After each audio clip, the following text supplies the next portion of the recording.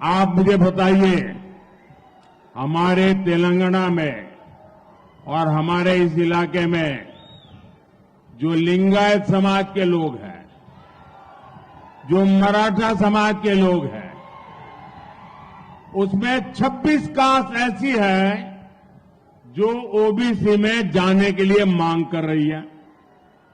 लंबे अरसे से चर्चा चल रही है। ये कांग्रेस वालों को हमारे मराठी भाई बहन या हमारे लिंगायत भाई बहन, इन 26 जातियों को ओबीसी बनाना मंजूर नहीं है, लेकिन मुसलमानों को रातों रात ओबीसी बना देते हैं। हमारा बंजारा समाज, जब भी हमारे बंजारा समाज को देखें, सेवालाल महाराज की हमें पुण्य स्मृति हो जाती है। आपने कभी बंजारा समाज में क्रिमिनल हुए ऐसा सुना है क्या? सेवाभावी लोग हैं, समाज में अच्छी जिंदगी जीने वाले लोग हैं, लेकिन उस बंजारा समाज की भी आशा अपेक्षाओं पर टीआरएस, बीआरएस, कांग्रेस सबने पानी फेर दिया है। ये इतने बड़े संविधान लेकर के दुनिया को मूर्ख बनाने वाले लोग, रात दिन आरक्षण के नाम पर झूठ बोलने वाले लोग, ये हमारे तेलंगाना में मादिगा समाज पर क्या बीती है। और मैंने मादिगा समाज को वादा किया हुआ है, मैं उनके लिए लड़ाई लड़ूंगा। और हमारे दलित भाई बहनों में जो वर्गीकरण की मांग है, वो उनका हक है, उसको वो मानने को तैयार नहीं है।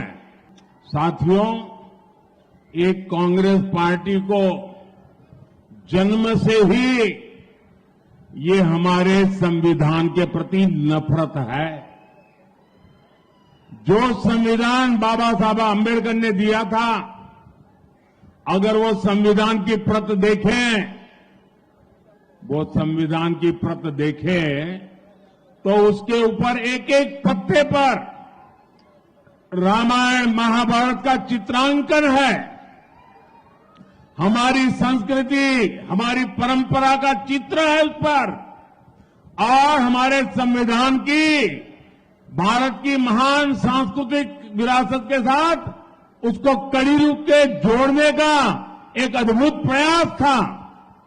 लेकिन कांग्रेस पार्टी ने सबसे पहला काम किया, जब संविधान की वो पहली प्रत कपबोर्ड में रख दी और फिर जो संविधान देश के सामने रखा, भारत की महान संस्कृति और परंपरा की जो लिंक थी, जहां से संविधान आगे बढ़ना था, उस लिंक को तोड़ दिया। वो सारे चित्र हटा दिए और खोखा बना करके रख दिया। पहले ही दिन उन्होंने संविधान का अपमान करना शुरू कर दिया था। ये शाहजादे के दादी के पिताजी, देश के पहले प्रधानमंत्री, उन्होंने ये पाप किया था। उसके बाद उनकी दादी की बारी आई। उनकी दादी ने संविधान को चूर चूर कर दिया, देश में आपातकाल लगाया, देश के लोकतंत्र को ताले में बंद कर दिया, देश के लाखों लोगों को जेलों में बंद कर दिया, अखबारों को ताले लगा दिए। संविधान का घोर अपमान पहले प्रधानमंत्री उनकी दादी के पिताजी ने किया, फिर बड़ा अपमान उनकी दादी ने किया। तीसरा पाप, इनके पिताजी जो प्रधानमंत्री थे शाहजादे के, उन्होंने एक ऐसा कानून लाने की कोशिश की। ये संविधान की बातें करने वाले जरा अपने जरोखे में देख लें। उन्होंने ऐसी बातें की, देश के मीडिया को, देश के अखबारों को डराने के लिए एक ऐसा भयंकर कानून लाए। देश का सारा मीडिया मैदान में आ गया, देश का विपक्ष मैदान में आ गया। संविधान के रक्षक भारतीय जनता पार्टी के लोग मैदान में आ गए और उनके पिताजी को झुकना पड़ा और वो जो संविधान पे खिलवाड़ की कोशिश करती थी वो उनको रोकना पड़ा। ये संविधान को उनके परिवार के 3 लोगों ने तबाह कर दिया है। उसके बाद संविधान से सरकार का जन्म होता है। सरकार की कैबिनेट अत्यंत महत्वपूर्ण इकाई होती है। भारत के संविधान ने उसको संरक्षण दिया हुआ है। मनमोहन सिंह जी की सरकार की कैबिनेट ने एक निर्णय किया। उस निर्णय को ये शाहजादे ने पत्रकार वार्ता करके भारत के संविधान से बनी हुई कैबिनेट के निर्णय को खुलेआम चीरे चीरे कर दिया था और वो संविधान के रक्षण की बातें करते हमारे सामने। साथियों, इतना ही नहीं, भारत का संविधान बना तब देश के विद्वान लोग संविधान सभा में थे और उसमें कोई आरएसएस जनसंघ भाजपा तो जन्मा ही नहीं था। उस संविधान सभा में चर्चा हुई, महीनों तक चर्चा चली। डॉक्टर बाबा साहब आंबेडकर ने अपने विचार रखा और संविधान सभा ने निर्णय किया कि धर्म के आधार पर इस देश में कोई आरक्षण नहीं होगा। आरक्षण दलितों, आदिवासी, ओबीसी के लिए ही होगा, औरों के लिए नहीं होगा। लेकिन आज ये शाहजादे और उनकी चौकड़ी बाबा साहब आंबेडकर की पीठ में छुरा भोंक रही है, भारत के संविधान को रफा दफा कर रही है और वो बेईमानी करके पिछले दरवाजे से धर्म के आधार पर अपनी वोट बैंक को मजबूत करने के लिए दलितों का हक छीनने वा जाए, आदिवासियों का हक छीन रहे हैं, ओबीसी का हक छीन रहे हैं और अपनी वोट बैंक को धर्म के आधार पर आरक्षण देने का खेल खेल रहे हैं। ये कांग्रेस वाले जरा कान खोलकर सुन लो।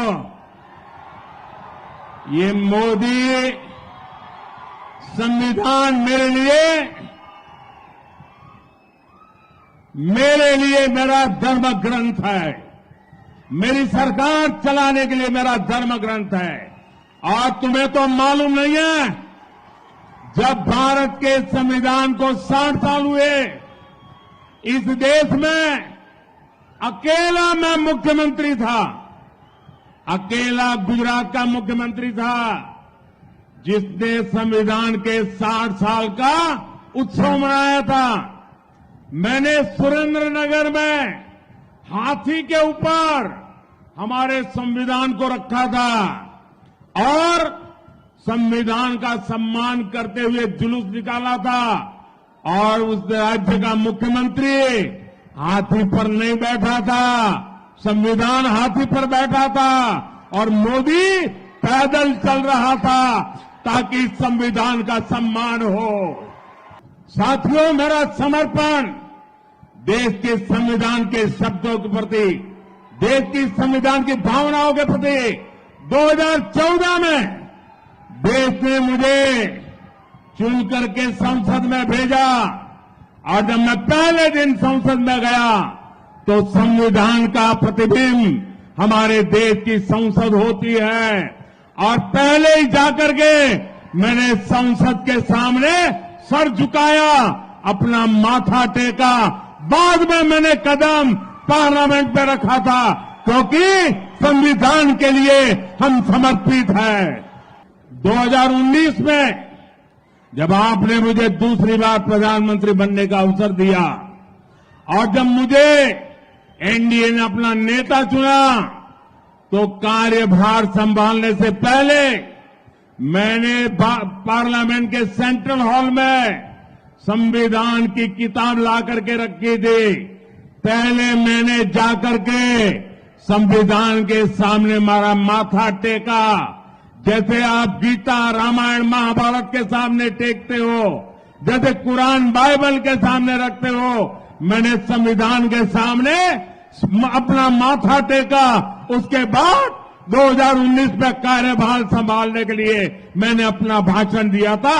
ये मोदी का संविधान के प्रति समर्पण है। ये सत्ता भूख में डूबा हुआ ये शाही परिवार कांग्रेस पार्टी के संविधान को, देश का संविधान छोड़ो, कांग्रेस पार्टी के संविधान को भी मानने को तैयार नहीं है। उसको भी उन्होंने डस्टबिन में डाल दिया है।